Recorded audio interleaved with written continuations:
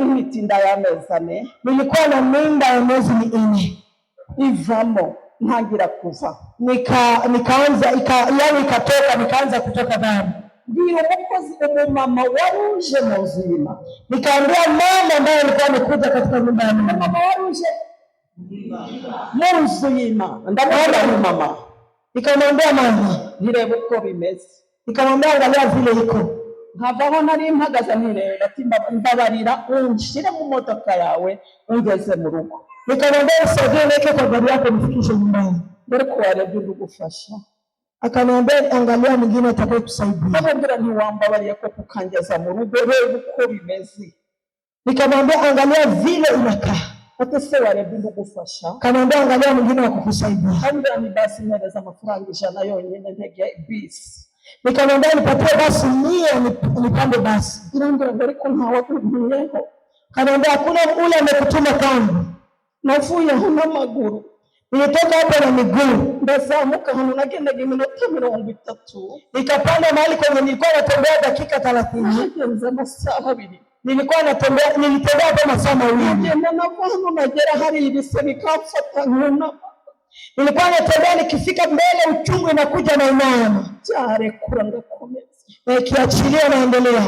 Muri make kwa machache nageze mu rugo yandivamo, nilifika nyumbani ile mimba ikatoka. Ndarwara maze gufata imbaraga, nagonjeka niliposhika nguvu, n'igihe nari nkiririmba muri Rehoboth, wakati nilikuwa bado naimba katika Rehoboth, subira ku rusengero nk'uko bisanzwe, nikarudi kanisani kama kawaida. Yari umumama wo protocol ukomeye cyane wicazaga abakozi b'Imana bakomeye nka. Alikuwa ni mama ambaye ni Asha, alikuwa na kanisa ya watumishi wa Mungu wakubwa. Sanga ahagaze kwiremo nk'ukuri ya mubyeyi ahagaze hariya. Nikapata amekaa kwa mlango kama vile mzazi amesimama hapo. Ndamubwira nti kuko ngira ikibazo ni nawe wanabibwiye wenyine nandibona kundaza uko byagenze.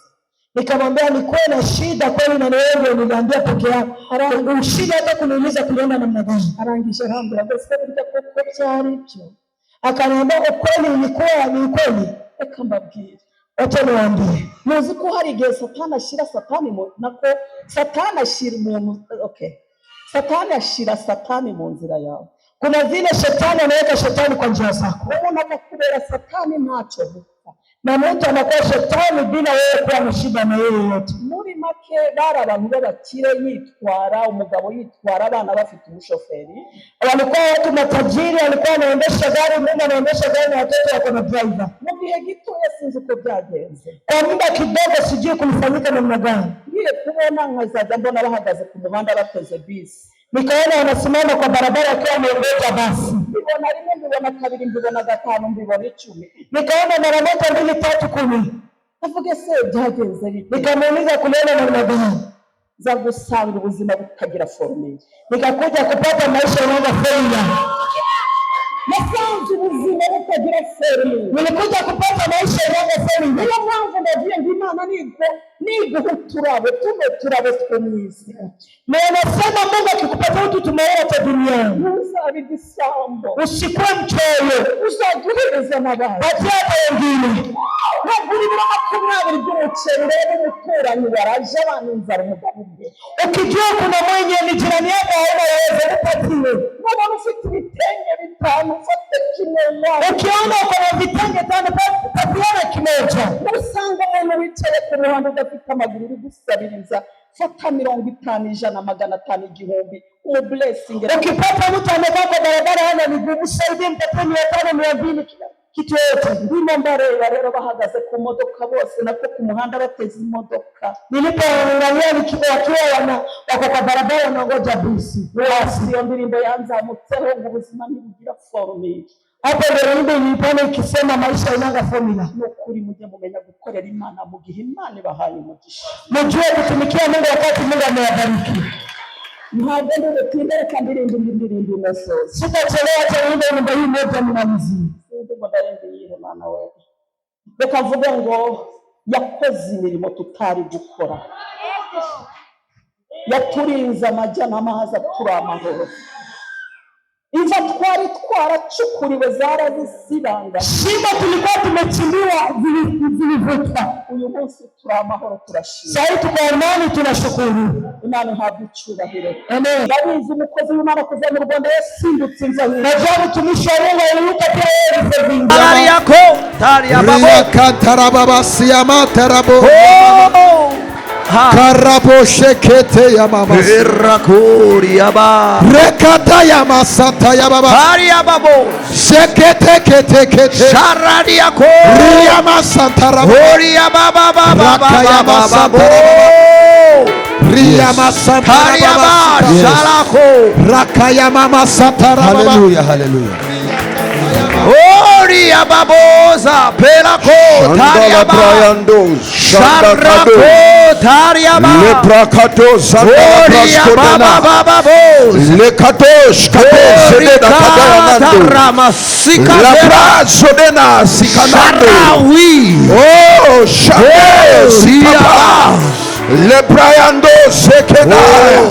Oh God Almighty, in the name of Jesus, Lekada sodena. Oh my God, visit your people, Lord. Touch your people, King of Glory. In the mighty name of Jesus, Lord God Almighty, we activate the supernatural power.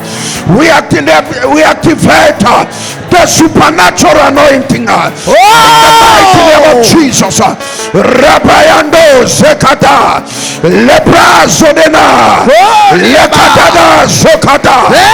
Oh my God, let every power of darkness bow in the name of Jesus. Every spirit of the cage of Satan be broken.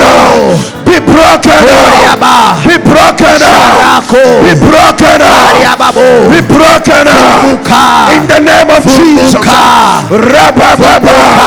Loose the people of God. Satan, you have no power.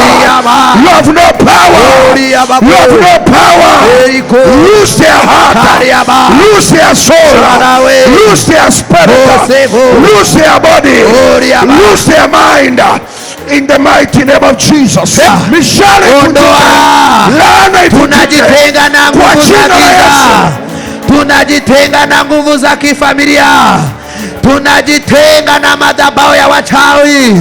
Pela koria bashala kota. Pela kose vozelaria. Oh. Oh. Rabaso. Lepa sekeda. Pela. Kingdom finance. Mioyo pone. Receive blessing. Mioyo pone. Wale ambao ni wafalme. Ponya mioyo. Wa ufalme wa Mungu. Ponya mioyo. Pokea mali. Ponya mioyo. Pokea utajiri. Ponya mioyo. Pokea pesa. Pesa za Kenya zikukubali. Amen.